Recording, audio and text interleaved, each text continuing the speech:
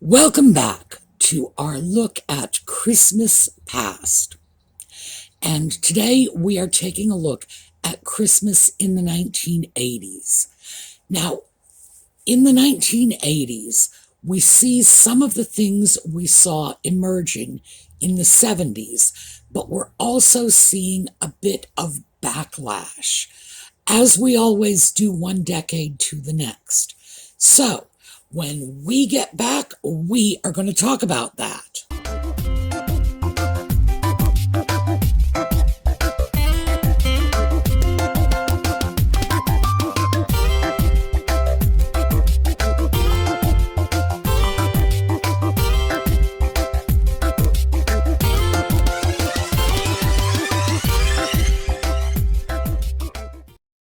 We are starting out the way we usually do, with the light shows that were put on by towns, cities, municipalities in their streets for Christmas. And we're starting off with one from Hong Kong in the 1980s. Now, the first thing that will strike you about this, at least I know that's what struck me, is that even though we have a plethora of lights, we have no Christmas images. We have no snowmen, no holly, no candles, no bells, just lights. And this is to be expected because Hong Kong, the population is over half non-religious. So if you ask them what religion they follow, they will say none. And again, that's to be expected because many of the people of Hong Kong have emigrated from mainland China, where religion has been discouraged, let's say, sometimes violently so, for the last, Lord only knows how long, ever since the Communist Revolution. So this is very much to be expected.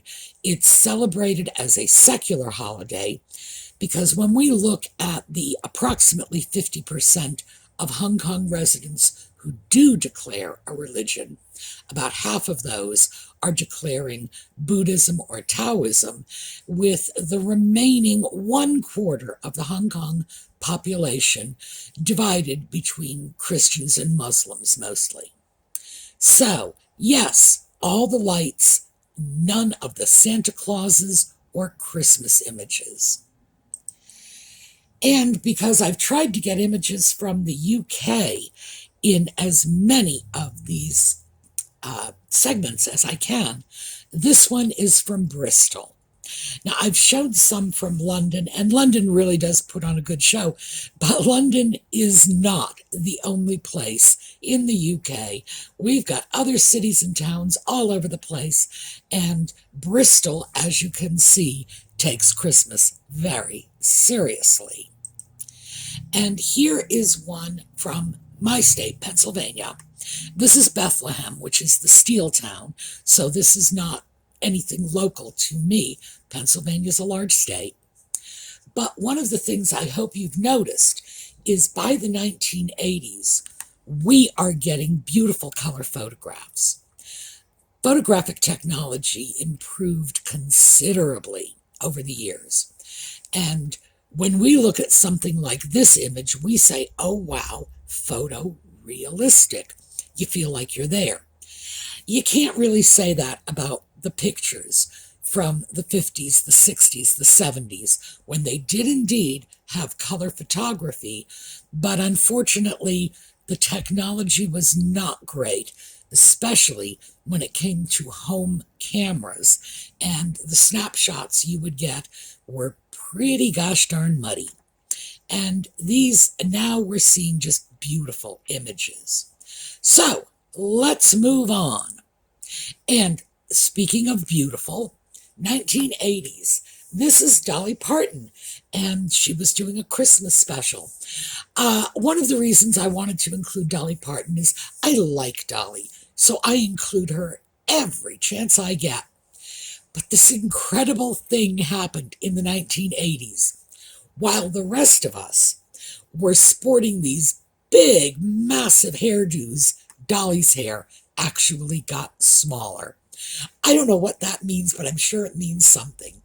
Anyway, the gorgeous Dolly Parton standing in front of a Christmas tree, and Christmas specials by the 1980s, right across the board, were really taking off.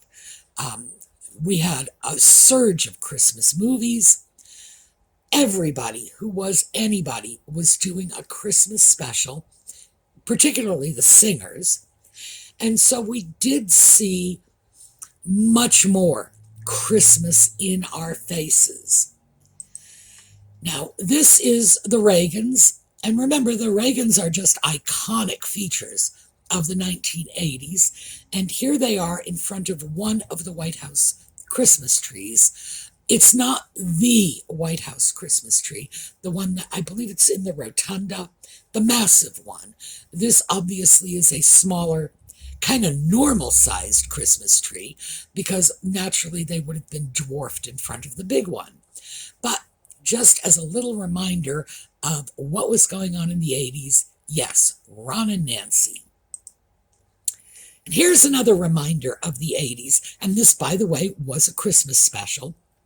Pee Wee Herman, who had been a very, very popular children's entertainer until he got into some sexual misconduct problems. By the way, in time, his career did recover somewhat. But yeah, we look back on that now and say, oh my, I don't know how to feel about this. You know, Pee Wee Herman on Santa's knee seems very weird to us, especially those of us who remember the aftermath. And here, one of our classic Christmas movies, one of my personal favorites, National Lampoon's Christmas Vacation. You know, have a very Griswold Christmas and just decorate your house beyond anything humanly imaginable. One of the reasons I like this particular movie is because Clark Griswold was searching for that nostalgic Christmas. He was searching for a nostalgic vacation. This was a guy who was in love with the good old days and just very ingenuously trying to recapture days gone by. And I think that's one of the reasons these movies were so popular. It kind of resonated with people. His excitement over Christmas. And those of us in that adult age group at the time these movies came out were looking at that saying, yeah, Christmas used to be very exciting. And you hit a point in your life, and of course, given the social changes, when Christmas was no longer quite so exciting. And I think that tells us something about 80s Christmas. And of course, we have this one, A Christmas Story. Everybody remembers that. Red Ryder BB gun, no way, you'll shoot your eye out. We started to redefine Christmas, and again, nostalgic Christmas. This was a Christmas in the 1980s that was set in the 1950s. And so we were all just nuts over that. So let's take a look now at some family Christmases. This one, I don't know what's going on for that young woman in the front row. It's a little girl with, it looks like she's yelling at somebody. I have no idea what's happening here. There are a couple of things here. One, this picture gives you some sense of what I was talking about when I said color photography up until the 1980s was not spectacular. This is a very not spectacular photograph. But it does show that little bit of the 1970s. Remember, in the 1970s, we had this desire for family Christmas. We're all going to get together. We're all going to be a family. We're all going to sit in front of that tree. We're going to get our picture taken whether we like it or not. And my sense is that little girl doesn't like it very much. But it was a carryover from the 70s. Here we have another one, Grandma and the Kids. The baby seems a little confused, but that little boy, gee, he looks very happy. And as I say, a carryover from the 70s, from that let's bring family back into Christmas. And here's why. Because by the 1980s, kids were just inundated with all the bells, all the whistles. These kids are opening up a home computer, and clearly they are excited. The older boy is excited. I don't think the younger boy knows what it is yet. The kids were getting toys that were now doing everything for them. The toys were lighting up and flashing and motion and everything else. It was no longer toys that required a child to use their imagination.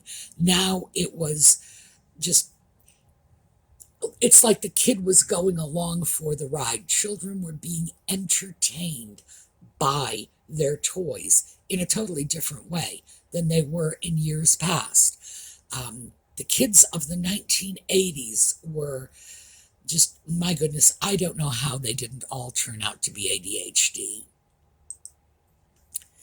And here we go. This is what I'm talking about. We start to see a lot of photographs like this in the 1980s. Let's just show off the stuff. Now, we've seen stuff-laden Christmas photos from past decades, but never like this. This looks like a display from a toy store, and clearly no, it's just the Christmas presents. Here, look at this. Nothing is wrapped. I don't know if this was taken before or after Christmas. You know, in other words, this could be what it looked like before Mom and Dad started wrapping presents, or it could be what it looked like after the kids opened it. If I had to guess, I would say it was before these presents got wrapped, because once the kids opened them, bang, those boxes of Star Wars figures are going to be torn to shreds. And that says something. We are now showing off what we are giving our kids for Christmas. It's like, look how much stuff these kids are getting. We've actually begun to embrace the commercial side of Christmas. Pictures like this, we're reveling in it. Now, here's another one. These are all wrapped, well, mostly wrapped up. You can see a lot of them are not wrapped up. Those little stuffed dogs up at the top. What we're looking at here is conspicuous consumption at its finest. Look at all of that stuff. And you've got to know that at least 50% of them are things that you're going to have to plug in the wall or stick batteries into, and the lights are going to be flashing and the sirens are going to be blaring. And as I say, it's a wonder the kids walked out of that with their brain cells still functioning. And here we go. We've got a couple of kids here who are obviously delighted with their Christmas haul. I'm not sure what this little boy is holding. That is probably a game console. But my goodness, it looks like a typewriter. Obviously, I don't think it is. That is not a kid who's going to be excited about a typewriter. But these kids are looking at this stuff, and it is so far and above the toys that previous generations received. The toys are, well, like I said, they're doing it all for the kids. The kids open a package, pull out a toy, and it's like walking into one of those multiplex movie theaters. And here, I could not resist this because I've done this in the past. What do the young people look like? Young adults, teenagers. And what we have here is this lovely young 1980s woman who is so 1980s, it's not even funny. Everything about this girl screams 80s, from the unplucked eyebrows to the hair all over the place, even right down to that structured suit, and even the watch band. This is so 80s. It's just, gosh, if you tried to recreate an 80s picture, even knowing what we know now, we couldn't do as good a job as that. Now let's take a look at some of the toys, these iconic images we have from the 80s, and we're going to start with this, Rubik's Cube. Everybody had a Rubik's Cube. In terms of the decade of the 1980s, this was the single most popular toy, because it wasn't just a toy you gave children. This was a toy you would give your coworkers. You gave this to adults. Rubik's Cube cost $1.99 in the 1980s. And it's important to keep in mind that in the late 1950s, a Barbie doll cost $3. So this is like 2/3 the cost of a Barbie doll 30 years earlier. And everybody just loved it. It was such a huge rage. Here is another one. These ridiculously ugly Cabbage Patch Kids. Honestly, I never thought that fad would take off. And when Cabbage Patch Kids first came out, and I believe it was 1983, I was in Providence, and I had been speaking with a friend in Boston just a few days earlier, and he told me that another friend of his with 2 little children, little girls, was looking for these Cabbage Patch dolls because it was the only thing his kids wanted, and they were sold out everywhere in the greater Boston area. And I went out one afternoon shopping with my mother in Rhode Island, and they have this big stack of these dolls, but I wasn't sure these were the correct dolls. So I grabbed 2 of them, put them on layaway, went home, called my friend, and said, Cabbage Patch Kids described the dolls and said, is this what your friend is looking for? And he said, oh my God, yes, go back and get them off layaway right away because someone will take them. I was back at that store 45 minutes later, and 45 minutes after I left, having placed the dolls on layaway. All the dolls were gone.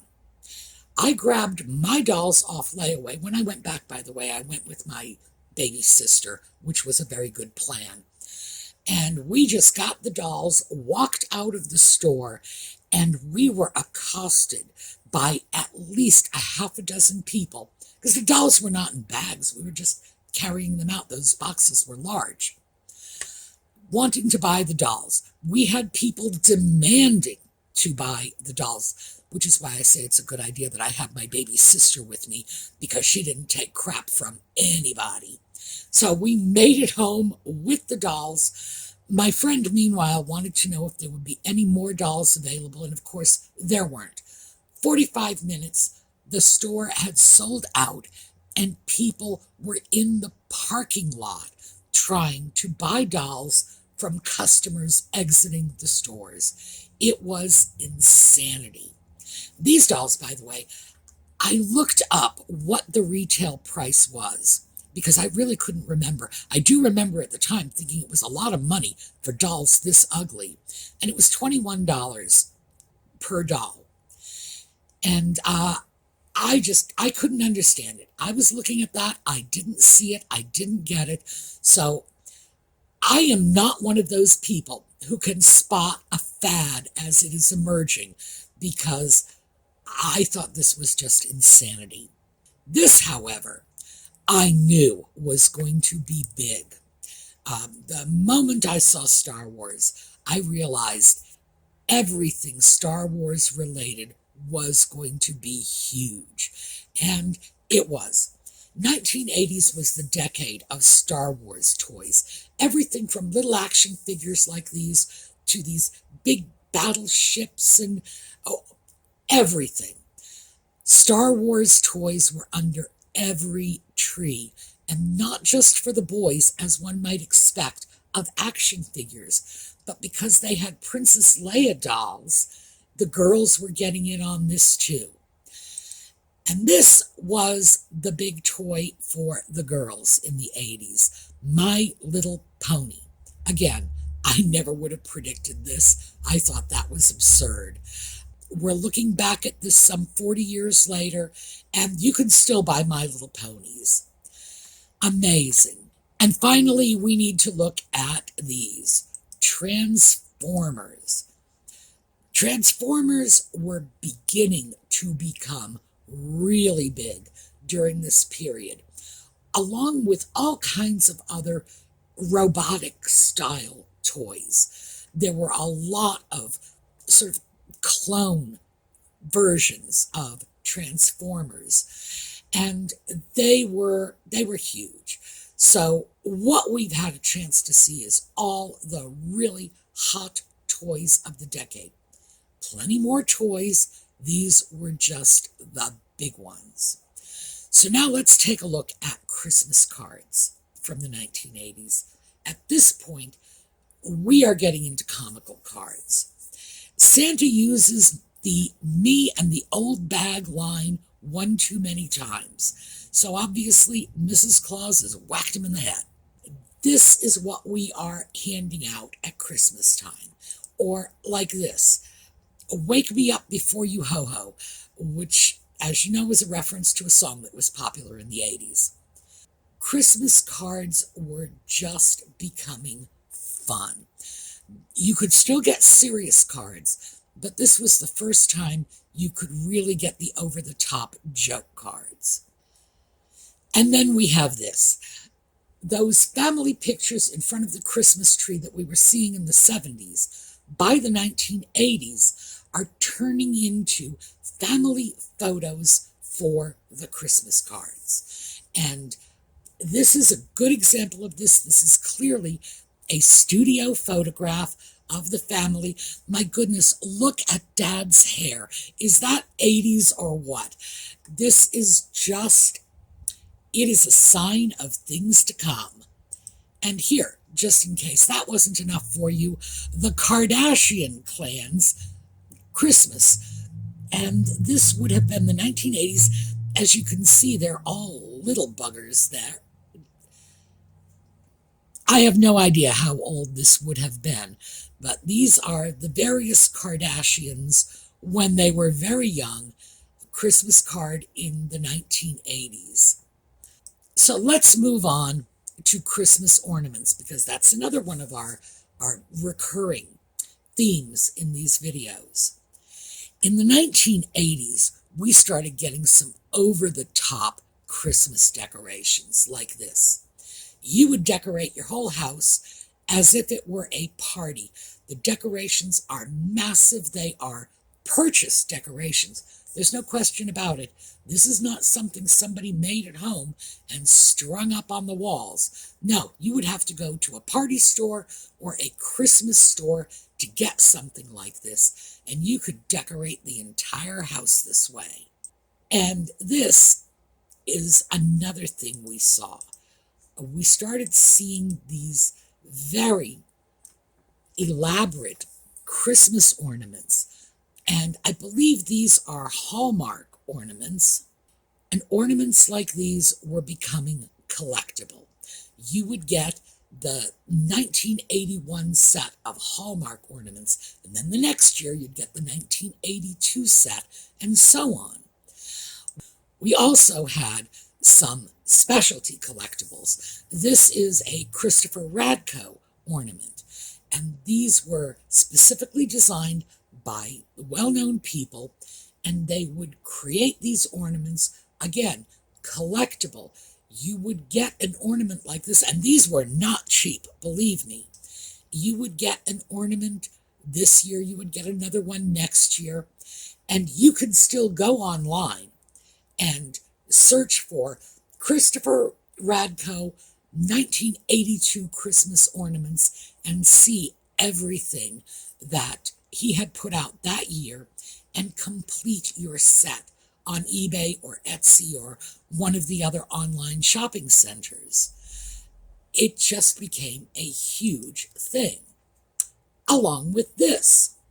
And these are paper ornaments. That became a very big thing in the 1980s. And it's really interesting because paper ornaments had been extremely popular nearly 100 years earlier. Back in the Victorian days, paper ornaments were hugely popular. People would cut images out of magazines, stick them on their Christmas trees. Well, we're no longer doing that repurposing of ordinary life images like pictures from magazines or books. Now we've got our own set of Christmas ornaments, and they are made out of paper to begin with. And that really started to catch on at this time. And then, of course, we have the Disney ornaments. As you can see, this is a Disney ornament from 1980, and they come out with a huge selection of ornaments every year. And again, people are collecting these. And this is when this whole collectible ornament started coming in to our Christmases. Specifically, our Christmas ornaments from 1980. And they would be dated like that. 1980, here you go. That was your 80 Christmas. 81 would get a new ornament. And it's amazing what a huge thing this became. This is a Hallmark ornament. Again, 1980. And then next year you'd get the 1981 ornament. I think, and this is just my personal opinion, I think this went back to the nostalgia, that sort of Griswald Christmas. I think at some point in the 1980s, we decided we wanted to create our own traditions. And this is one of the ways we did it. And because in our past videos, I have made a point of showing you the Coke and Christmas and Santa Claus connection. Here you go. And remember that weird little elf boy that was showing up, and I still am very kind of freaked out by that weird little thing. I don't know if it was a child, if it was an elf, it was a gremlin, but boy, he's on one of these Coke cans. Yes, Coke is still linking itself inextricably with Christmas. So, that was Christmas in the 1980s. Next week, we are going to continue on our quest for Christmas past. Meantime, we're going to go out on a slideshow, and you all have a terrific day.